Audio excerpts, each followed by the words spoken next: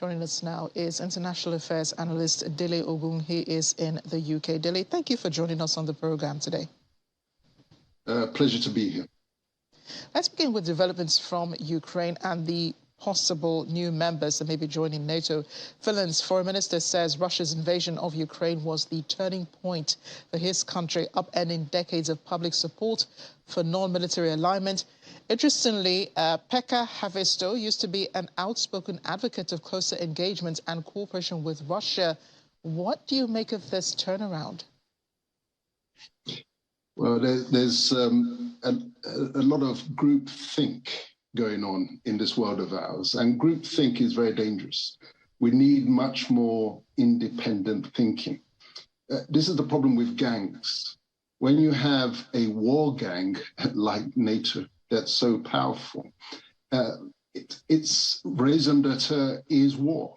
And recruiting more and more members into the gang can only expose the rest of us to the trials and tribulations of conflict.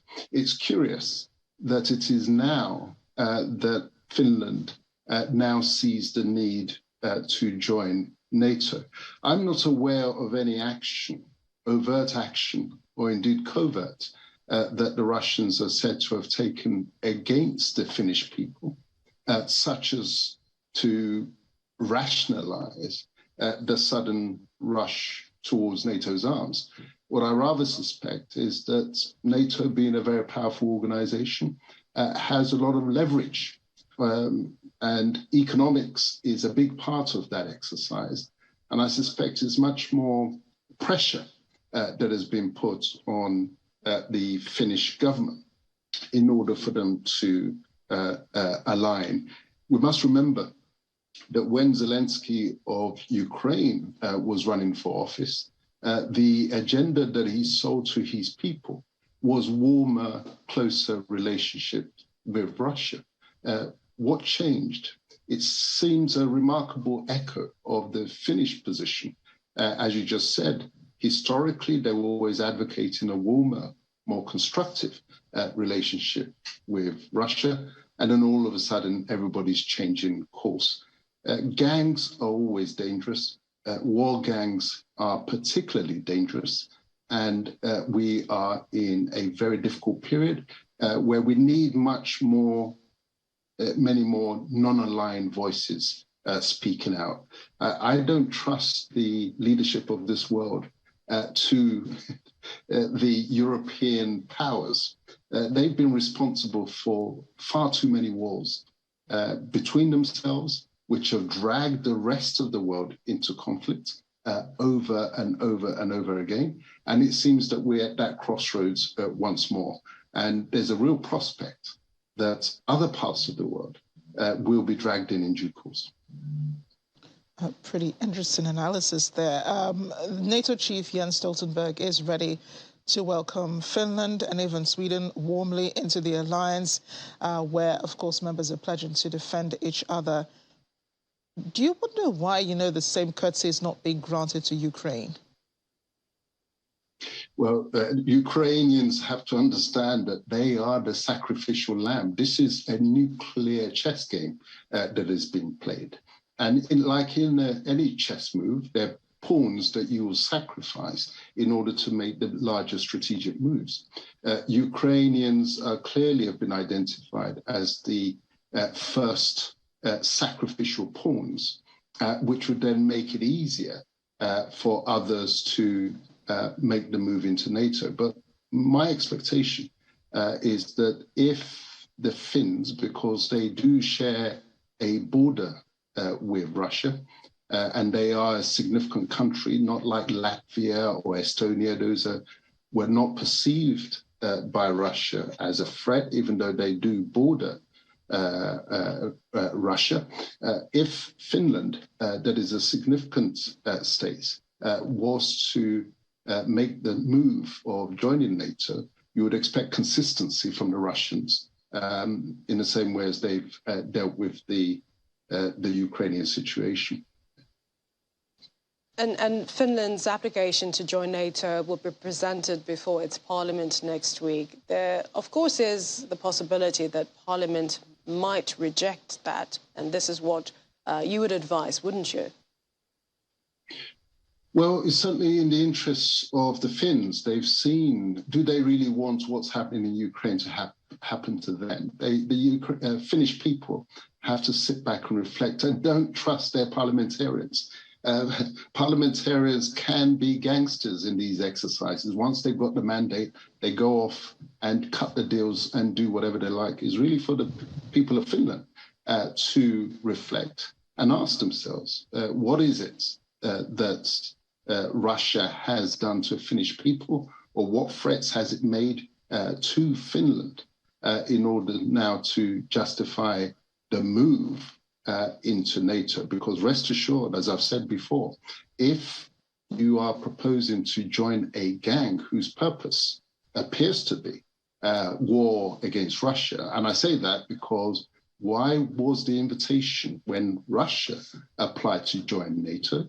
If NATO was just a club whereby we will all defend ourselves, why was Russia's application to join NATO rejected or not encouraged?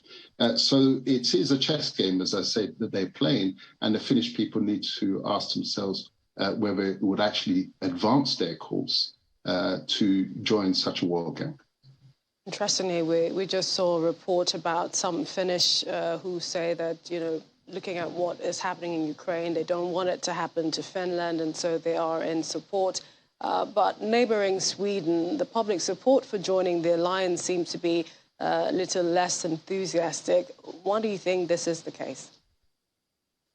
Well, Sweden has always, if you think back to the First World War and the Second World War, Sweden maintained a neutral position of neutrality, and that neutrality was respected. Sweden doesn't actually border Russia in any way. Again, I'm not aware of anything that can be pointed to as being Russian threats against the Swedish people or Sweden. And so with their history of neutrality, I would expect the Swedes to exercise a greater degree of caution and put their own interests at the fore rather than simply following the crowd. As I said earlier, there's far too much groupthink around. You need much more independent thinking, not just at the governmental level, but each and every one of us, citizens of this world. Why should these characters who have been responsible for so many wars, conflagrations that have consumed the world, why should they be playing nuclear chess with our lives? Well, Russia says it's preparing, for these countries. They will be receiving, the same measures that have been meted out on Ukraine. I'm talking about Finland and Sweden. What do you think that will be like, Russia's reaction to Sweden and Finland's when they finally become members of NATO? What would Russia's reaction, the promise that he says, and should Russia still be, watched when it comes to this sort of situation? Well, the reaction will, of course, come before they join NATO, because, of course, once they join NATO, if Russian action was to be taken at that point, after they've become members, then NATO would have to attack Russia. And then we'll be back in the World War stage. So any action, just like the Ukraine situation, any action that Russia was to take would be taken before they actually become members. And again, I repeat myself, it is for these countries, and particularly the citizens. Governments are far too irresponsible these days because democracy has broken down right across the board. It's the power of money that is actually governing our world. And citizens need to, if you like, take back control and speak out and voice their concerns about these developments before it is too late. And Europe will never be the same again when this war is over, that's for sure. So to what extent will these power blocks that already exist To what extent will they hold?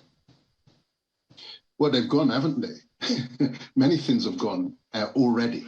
Globalization is over. When you think about all the economic sanctions that have been imposed on Russia, complete shutdown of the financial networks that were joining the world up, that's gone. The world has been divided now very much between the Germanic peoples of the West and the rest. So you've got the Slavs on one side and the rest of the world, and you've got the Germanic peoples on the other side, and all their offshoots in England and America and all the rest of that.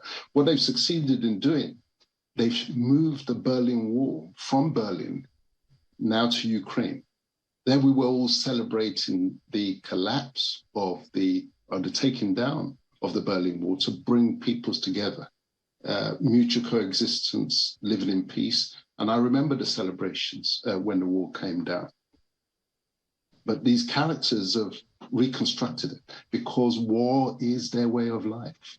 And this is why we Africans really need to step up, because as long as the world is run by those whose DNA is simply warfare, they sold us the narrative that Africans were always killing themselves. These ones are always killing themselves, and not just themselves, they end up killing others, the rest of us in the process. And now we're at the risk of nuclear war. Africa really has to step up to the mark, otherwise they will drag us in once more. Dele Ogun, it's been a real pleasure speaking with you. Some very interesting analysis on the issue. Thank you again. Thank you very much.